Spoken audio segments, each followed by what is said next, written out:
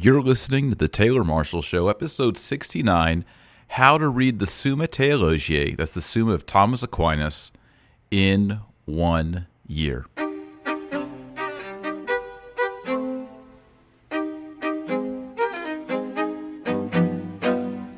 Howdy, and thank you for tuning in to The Taylor Marshall Show. This is the podcast for everyone who wants to create daily habits and learn enough theology to take their faith to the next level.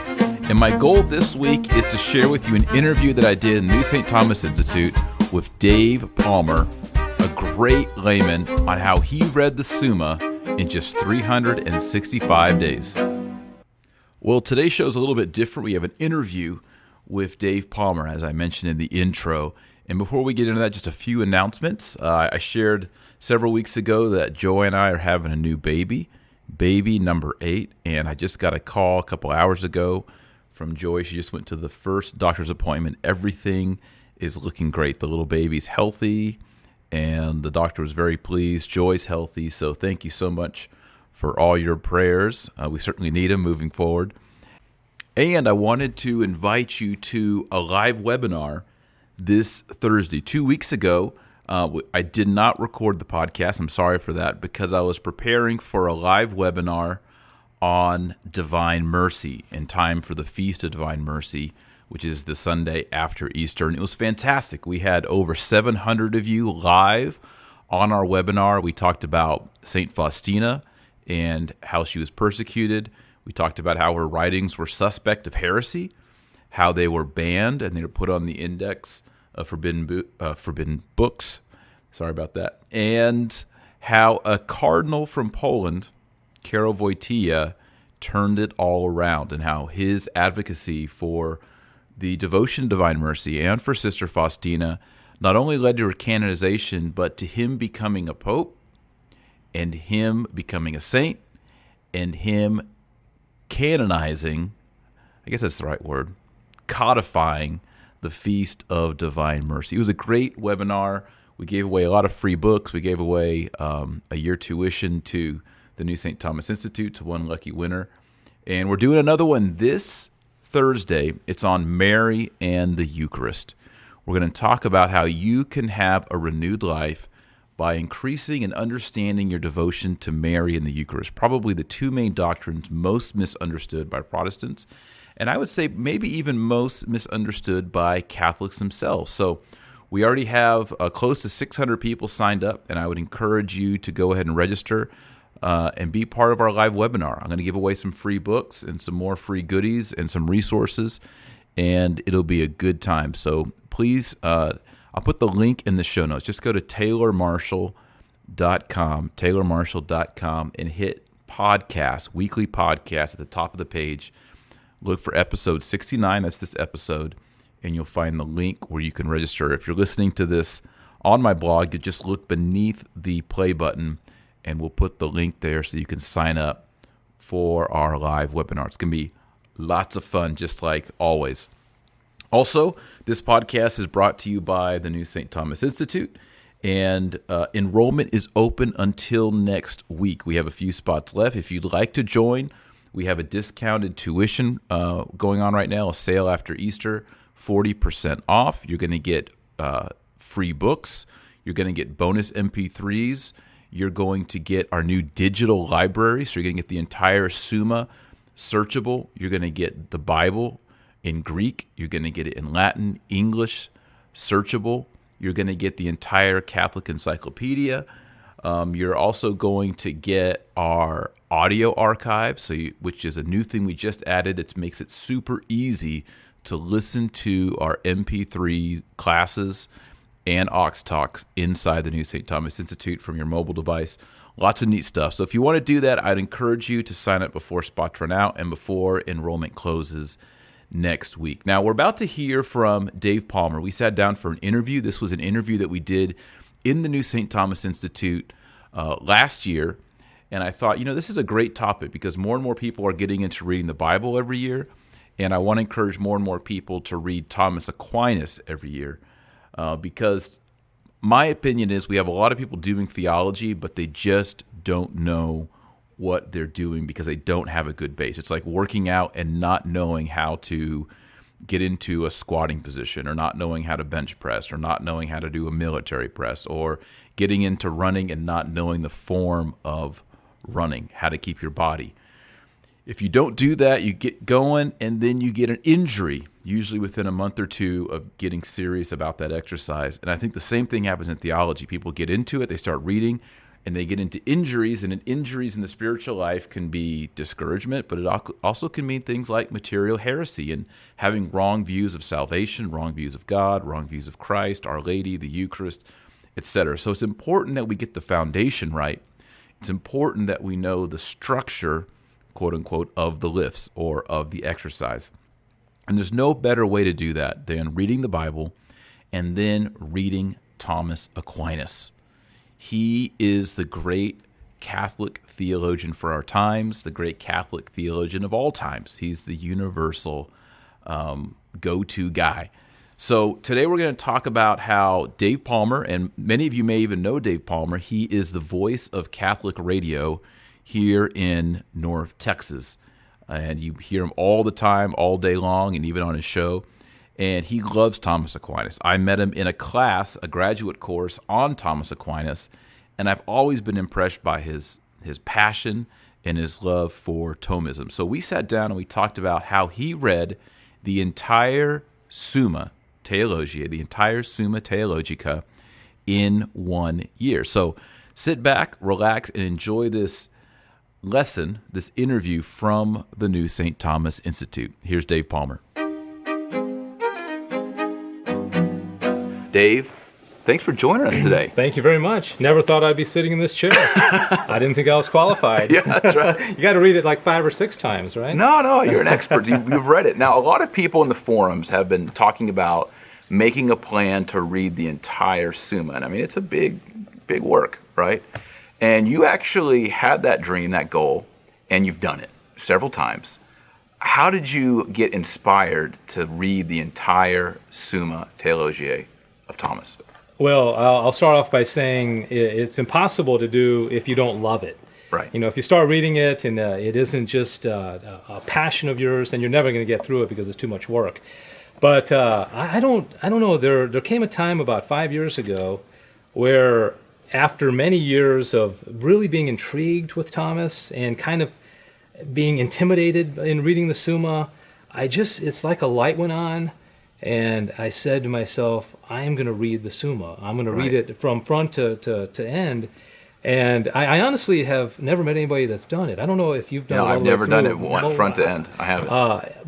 And again, I'm not... So you started at part 1, question 1, article 1, and just went nonstop. You never skipped around. And when I went to the Catholic bookstore to buy it, I told the lady, Janet from Sacred Heart Books here in Dallas, I told her, I said, Janet, I'm going to read it. You know, anybody who knows the Summa, it's 5 volumes, it's really big. And she kind of laughed. And I said, no, really, I really am.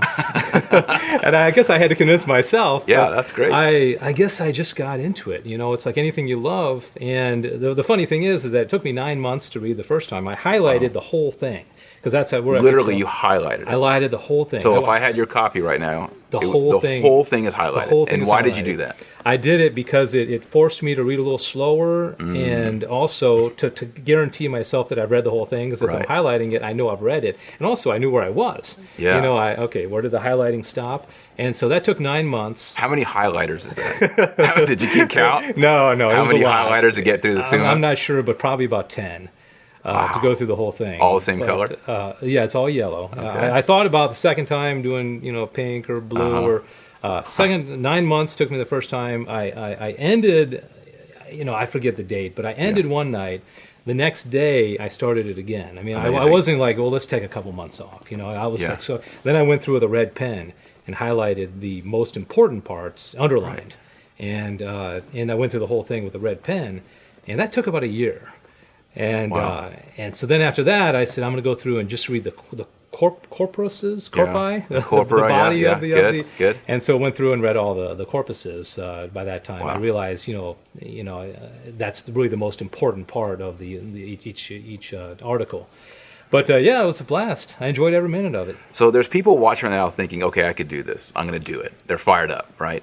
Was there a moment when you're in the first part and you're like, oh, I'm not going to finish. Or, I mean, is there kind of like when you're reading the Bible, you read Genesis, Exodus, you get to Leviticus, and you just start kind of skidding and having problems. Is there a part in the Summa where you kind of get into some rough terrain? I would say the part where it talks about the Old Testament laws, ceremonial laws, and that's like my favorite part. The precepts, because the articles they get big, are real long, and that I got to admit, that's your favorite part. I love that part. It wasn't my favorite part, and also sometimes I was trying to read, like, let's say, a couple questions a day, and when you get to those parts where instead of having 3 articles, you've got 10, and instead of having 3 objections, you've got 15, or instead of it being the article being a page and a half, it's 10 pages. Right. Then it's like, oh my gosh, But that I would say, but I still enjoyed it, and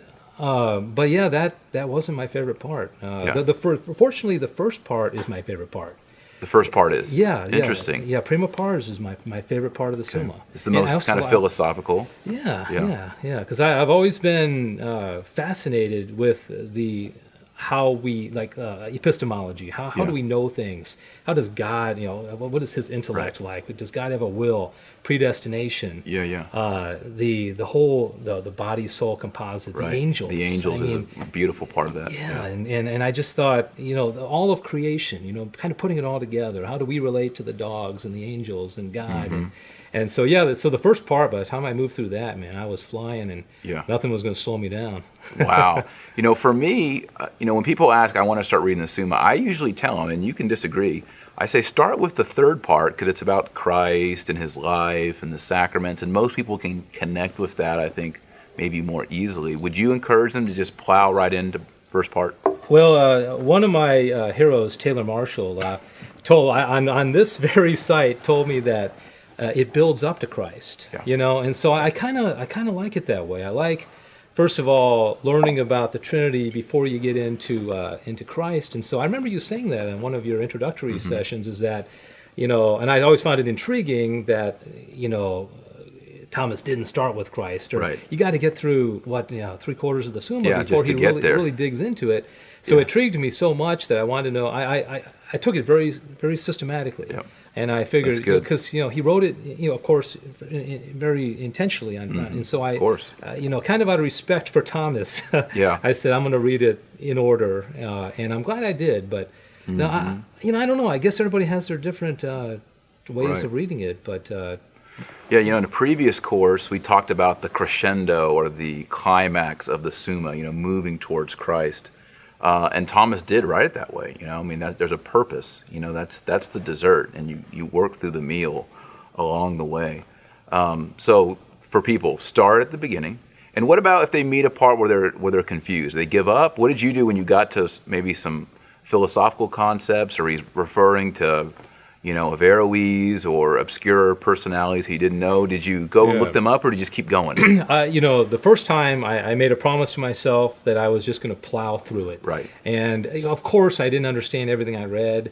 Of course there were times when I got stuck, but if I stopped down and did the research and went to the library, and I just knew I wasn't going to finish. You would never finish. And so, but I knew I was going to do it again. I mean, when I knew early on that I was going to read it multiple times. I just knew. I knew that I knew that I knew.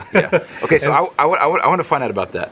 You're just sitting at home one day and you say, I want to read the whole Summa. I mean, what inspired you to go to the store, buy the 5 volumes? Okay, and get the highlighters? I'll give you because this is a very precise answer. I work in Catholic radio, and I love the faith. I love the fullness of the faith. I want to know, like, in its entirety, everything. Yes. So I had read Summa. You need a Summa. I wanted the Summa, and I read through the Catechism.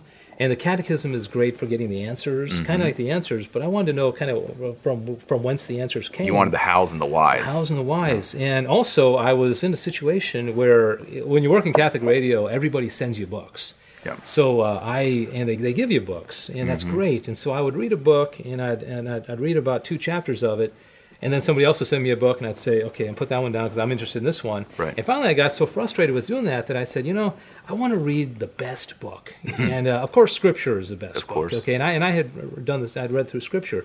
But I said, I just want to like really get into one thing. Yes. So I narrowed it down to I'm either going to read Augustine or Aquinas, because Good. they're really the two great doctors. Of course. Mm-hmm. But Augustine doesn't have, a Summa. Augustine wrote a lot. He wrote a lot. And I've read the Confessions, but I said, and plus I also realized that if I read Aquinas, I get Augustine. That's right. You get a 2-for-1. Yeah, and if I read, Aquinas, I get all, because he came many centuries later. Yeah. I'm going to get Augustine. You get a lot of them. And a lot of church fathers. Yeah, you get a lot of church fathers, Damascene, and then you get Aristotle, and you get Plato, and you get some of the Jewish philosophers, and even some of the Muslim ones. That's right. And so that's what it was. I said, I want one book, and I want something that, when something else comes, it's not going to distract me. Now, again, Scripture is more important than the Summa. Yes. But I want to get that out right away. But nothing was going to distract me, because I felt like I had the gold mine, Right. And in listening to Catholic radio, people are constantly quoting Aquinas. Mm-hmm. And I'm thinking, okay, 800 years later, this guy's still in authority. Yeah. And as you have said many times, the popes and so many leaders in the church they're constantly going back to Aquinas. Yep. And then thinking, okay, I can't go wrong here. Right. Wow. So you've gone through it. Do you recommend, some people have a hard time with the objections and the reply to the objections. So, Thomas sets it up there, the objections to his argument, then his argument and his response, and then the reply to the objections. A lot of people say, it's hard for me to remember the objections. By the time I get to the reply, it's a sandwich, and I can't remember the first part of the sandwich, and they get confused. Right. Did you read it systematically in order, and is there a tip you have for people to, if they're having trouble remembering how the reply to the objections map up with the objections in the Summa? Yeah, well, the first time, of course, like I said, I was real strict about how I was reading it, so I read it straight through. I read the objections, and then the ad contra, and the corpus, and then the response to the objections. But when I got through into the second time, I did mess with the order a little bit, and when I read one objection. No, I would typically like to read the corpus first. Yes. Okay, I like to, what does Thomas say? What's the right answer? Before I read the wrong answers. Yes. Read the corpus, and the ad contra and the corpus, because the ad contra is normally pretty short. Yep. And then I'll go objection 1, response 1. Objection 2, I like to do that 2. Also. Yeah, because it is, they get a little jumbled, and by the time, especially if you've been through the corpus, and then you get into the response, you're thinking like, okay, I don't remember exactly what the objection was. Right. But yeah, so I started. I hope that's not cheating, but I started doing No, I think, because, we living in the third millennium, we have a very discursive or sequential way of thinking. We watch movies, and plots, and it seems that Thomas, when he's writing this, he has more of an actual debate in mind. So he has one voice and a second voice, and they're in dialogue with each other in every single article, right? And so for us that don't live in that context, I think as you're reading it in order, it kind of causes a little bit of confusion. So, for people who are trying to read the Summa, if they're having that problem, I guess our advice would be, a lot of people do, just keep at it. Yeah, and I would say don't be too hard on yourself. Like I said, the first time I read through it, I put no, rules, nothing where I've got to understand this. If I didn't stop at every speed bump, and just have fun with it. I think once you've read through the whole thing, and again, not everybody that is with the Institute is going to do that. It's tough and it's time consuming. Yeah.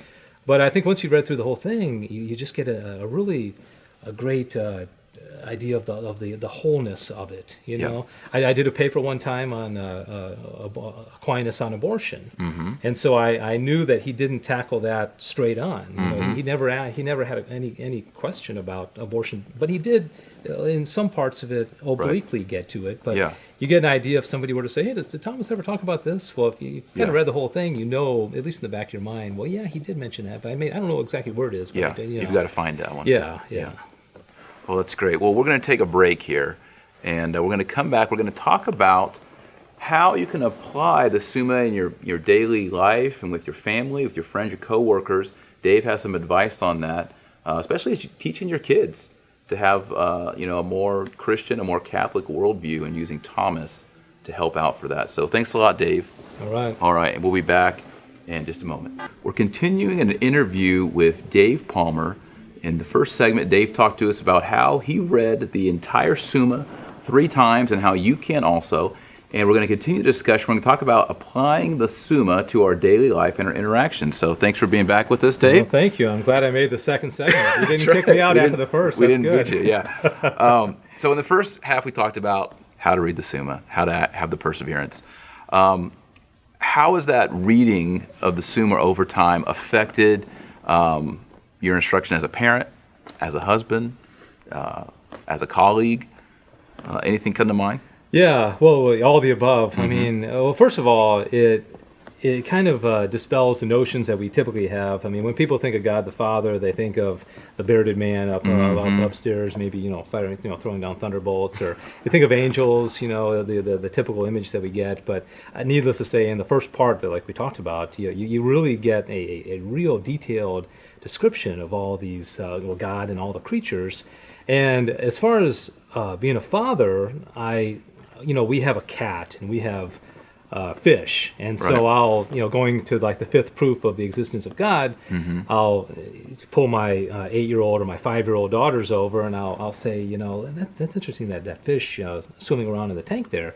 Maura, how do you think that what's making that fish move? Or do you think the fish is consciously thinking of what it's doing? Or and she doesn't know instincts or all that. And I'd say, does God have a part in that fish moving around? And what does she say? Well, she knows the right answer. What was her first answer? Well, I don't know, Daddy. Can I go back and play with my Barbie? Yeah, right. Or I'll of course, God's moving all things. He's present in all things through His power. As we learn in the first part of the Summa. One night I was they're going to bed, and my 2 daughters sleep on the same bed together, and the cat was up there. Our cat Goretti, named after Saint Maria Goretti, and I'll say, Ina, what's the difference between you and Goretti? What is the fundamental difference? She and the cat. Her okay. and the cat, not the saint.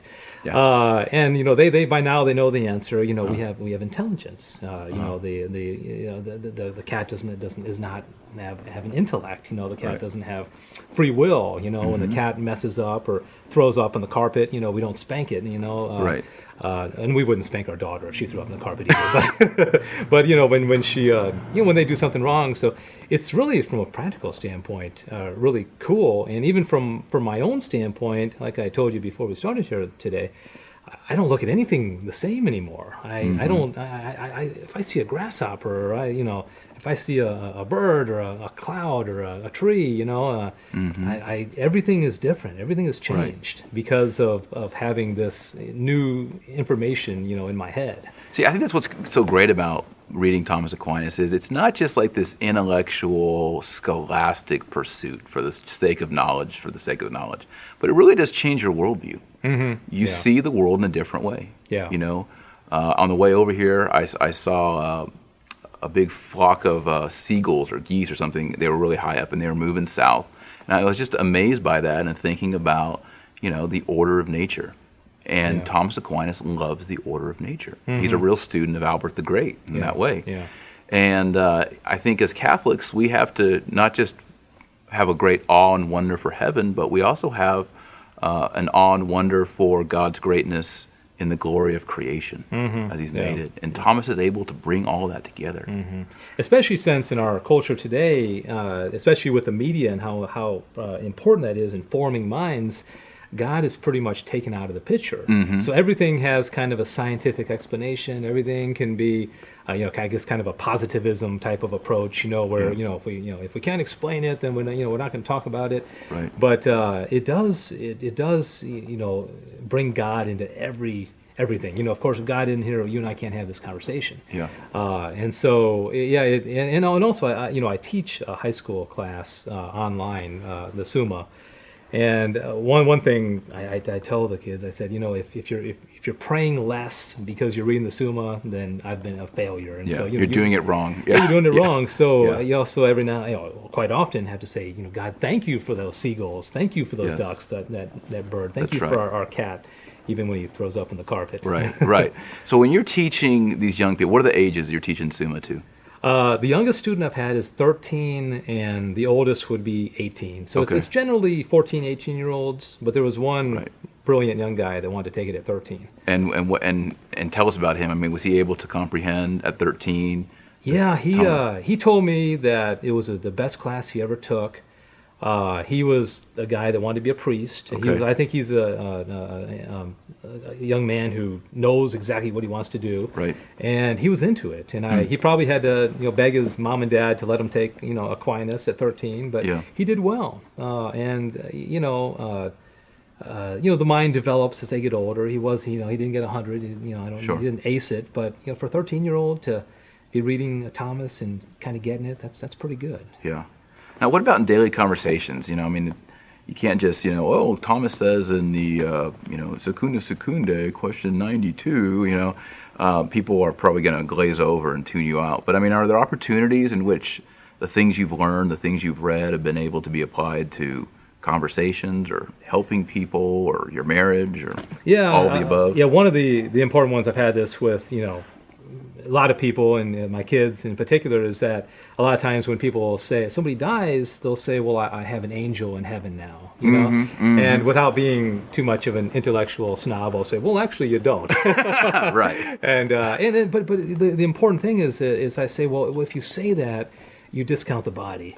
And you discount the importance of our body, and and then you can even get into a conversation about John Paul II and the theology of the body, and saying, we will never be angels, just like we'll never be a grasshopper. Yeah. And it's the same thing. Angels have a higher nature than we do, and they don't have bodies. Of course, they can assume bodies. Yeah. But, and we have the resurrection of the body. Yeah. We'll get our body back. So so that's one example of something. A lot of people say that, and they mean the right thing, but I think it's a very bad error to get into because first of all, I love the angels because if we can understand the angels, we're kind of getting one step closer to God. Precisely. We don't want to relate too much to our dog. We have a lot in common with our dog and the passions and the body, but we'd rather kind of take a step up and try to understand the angelic mind because that's the part of us that is made to the image and likeness of God, and so a kind of a stair-step approach to understanding God. Yeah. Now, in our conversations, you'd mentioned how as you were reading the Summa for the first time, you were in the third part, you were in the section on the sacrament of penance, and you got to the part where Thomas, historically, he died in that part. He never finished the Summa Theologiae. And you said you kind of had an emotional response. Share that with us. Yeah, it was, having read for, I guess at that point, for 8 months, one author, like any book you read, you get an attachment to the author. You kind of get to know him. Thomas doesn't tell you a lot about himself. In fact, he uses the first person pronoun very rarely. Yes. In fact, I circled every time an I came out. I'd like to see that list. Yeah, and he does it every now and then, but very rarely. He doesn't. He's not like Augustine. He doesn't tell you a lot about himself. But we got to the point in the when the supplement starts and the explanation comes that Thomas died and from this Reginald completed it and that, and I just felt like this is no longer Thomas writing the Summa. Now, of course, most of it's still Thomas's words, right? But going back to when he was in his 20s, or his commentary on the sentences of Lombard and all that. But I felt bad. But I got to say though, as I read into that, I didn't notice that much of a difference. Right. The language is still the same, and I got over it pretty quickly. But I was saddened. What about the conversation with your wife? She's over the years is seeing you with this 5-volume set of books, right? I don't know if you're lugging them off to work or they're on your nightstand or next to your favorite chair. But over the years, I'm sure she's had some comments about you and your Summa obsession. Share that with us. Yeah, my wife is from Ireland, and not that really matters, but just and she has more of a charismatic type of spirituality. She was in the, and so hers is not kind of like this is not her necessarily her thing. But I would be up late at night reading, and then sometimes I'd come into the room at 12 or 12:30, and if she gets up, I'd say, "Can I just tell you what I just read?" Or did you know this? Or and then she's like, "Oh, come on, it's 12:30. Can you give it a break?" But I will say she appreciated that I was reading it because there's certainly a lot of worse things you could be reading. Wives could certainly be upset that their husbands are reading worse things in the Summa. Right. And there was that one question that Thomas asks about whether a man should love more his father or his wife. And I said, hey. And what does he say for people? He said watching? he should have more love for his father because that his father is his principal, the principle from whence he came. And it relates to honor thy father and mother. Yeah, and so my wife didn't like that one too much. So she's like, really? You love your father more than your Of course, but Thomas writes beautifully on marriage and women and things like that. So, but yeah, that one didn't go over too well. Yeah. Now, so people, in the first segment, we talked about reading the Summa all the way through, right? What do you think is the most difficult section of the Summa? You'd mentioned the part on the law and the old law, but, for me, I would think people who are reading it, there's some really heady philosophical sections, especially in the first part. Yeah. When he's talking about the soul and the body, when he's talking about the nature of God, but the Trinity and the processions and the missions of the persons, I mean, that can be pretty hard to read. Yeah. In your first round through, were you fazed by that, or were you just loving it?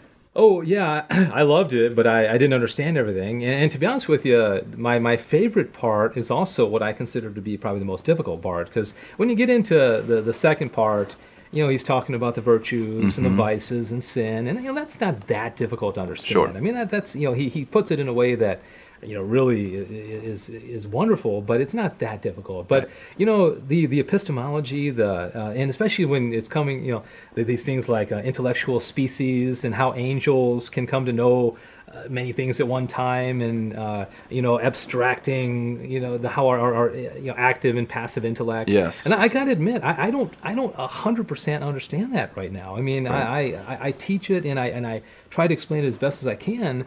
But even Thomas says, these are things that really transcend our ability to know. We can kind of do our best at understanding it, but many of the things, especially with God, transcends our the capability of our nature. So yeah, I'd say that's tough. Yeah. It's tough to understand all that. I have the experience still where I'll read an article, and I'll get through it. I'll go through all the objections, and I get the gist. Of course, he makes it very clear what he says and all. But there are times still where I think, okay, I got to go back and read it again. You know what I mean? Yeah. There are times when I just get bogged down in it, and sometimes the arguments can get pretty complex, especially in that first part. I think. Yeah. When we're talking about causality and potentiality, actuality, and so on and so forth. So, okay, well, what would be your word of exhortation, your challenge to people who are watching right now? They've watched the first interview, they've watched the second, they're fired up, they're ready to do it. What's your word of exhortation? I would have 3 bits of advice. Okay, good. And first of all, I would say, and as you have said before, read Chesterton's The Dumb Ox. Maybe before you get into the Summa, if you can, because it's not a big book. It's maybe 150 to 200 pages. Very accessible. It's a very easy read. Written beautifully. And I will say also, and I mean this sincerely, read your Thomas in 50 pages. I read that after I read the Summa 3 times, and it still was really helpful to me. I use it. I did not pay Dave to no, say no, no. that. I did not know he was going to say that. It's a free book. Yeah, it's a free book. So seriously, that's very helpful. Your whole explanation of the 4 causes and the way, what is it, the equivocal and the univocal and the analogical, and you also say, if you don't understand this part, you've got to understand the analogy of being, for example, so that's very helpful. The third thing is, if you want to get really fired up about reading Aquinas, you got to read Aeterni Patris, which I think most Summas have. And tell people what the Aeterni Patris is. Yeah, that's the 1879 encyclical by Pope Leo XIII on the restoration of Christian philosophy according to the mind of St. Thomas Aquinas. Because, I'll tell you about, 10, 12 years ago, Humana Vitae changed my life. I read that, that's pretty short, and I never thought of especially sexual ethics and the church the same. And Aeterni Patris, 12 years later, had the same impact. Yeah. Those are the 2 encyclicals that changed my life. And basically, as you know, he's saying, even back then in 1879, the world has been infiltrated by a lot of these bad philosophers, bad philosophies, and we gotta fight it. And the best way to fight it is go back to scholastic philosophy, and master being Thomas. Yeah. So that'd be my advice. Yeah. Well, that's good. So lay the groundwork with some supplemental reading beforehand, just to get the feel, and then get into the Summa. I think so. Yeah. Great. Or you can do it all at the same time. If you're so excited, because if you had told me, 5 years ago to hold off. Right. And read these other 3 books before, I would have said, no, I got to get into it. So you can read them at the same time. So follow your heart too. Okay, great. All right, well, we hope that was helpful. Dave, thanks so much. Yeah. Loved it. Well, thank you Great very interview. much. And go for it. Get the Summa, open it up, start reading, and your life will never be the same. Thank you so much, and God bless. Before I started studying Thomas Aquinas in a systematic way, I felt like I understood Catholic theology pretty well. I'd read the Catechism, I'd read the Bible through several times, but the system, the integrity of Catholic teaching really didn't impress itself on me until I studied Thomas Aquinas. So I want to encourage you to take Dave's advice.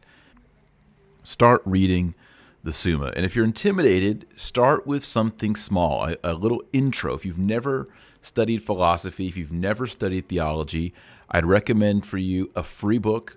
It's called Thomas Aquinas in 50 Pages. I wrote it as a free resource for people who want to just dip their toes into Thomas Aquinas and think to themselves, can I handle this? So you can get that book at taylormarshall.com. It's a free download. Please go get it. It's free. I want you to study. I want you to learn. And if you want to go to the next level, I would encourage you to sign up at the New St. Thomas Institute. We currently have 3 certificates. The Level 1 certificate is an introduction to Catholic philosophy and Thomas Aquinas and Thomism. It gives you the basic vocab. It gives you lessons like the one you just heard. It'll give you everything you need to get started in the first several weeks. And then once you kind of build that foundation, you can move on to our certificate, Level 2, Certificate in Catholic Theology, and then Level 3, Certificate in Catholic Apologetics. And along the way, you'll watch videos, you'll listen to audio, and you'll have little practice quizzes. You're not penalized if you get some question wrong. We try to make them somewhat challenging, somewhat easy, somewhat fun, to keep you moving along, to test your knowledge. But at the end of each of these certificates is a final exam that's optional. You don't have to take it. But if you pass that exam, you will receive your certificate. 3 of them: certificate in philosophy, certificate in theology, certificate in apologetics. And I think probably later this year or next year, we're going to introduce either a certificate in biblical studies and or a certificate in church history. So at the New St. Thomas Institute, we're trying to make affordable, fun, and attractive ways for Catholics to get deeper in their faith, because the better we know our faith, the more we can take it out into the world. So look for a special link in this podcast show notes, episode 69, for a special 40% off tuition. And also join us this Thursday for our free webinar as we learn about Our Lady and the Eucharist. And until next time, remember that our Lord Jesus Christ said that you are the light of the world and the salt of the earth. So go out there and be salty.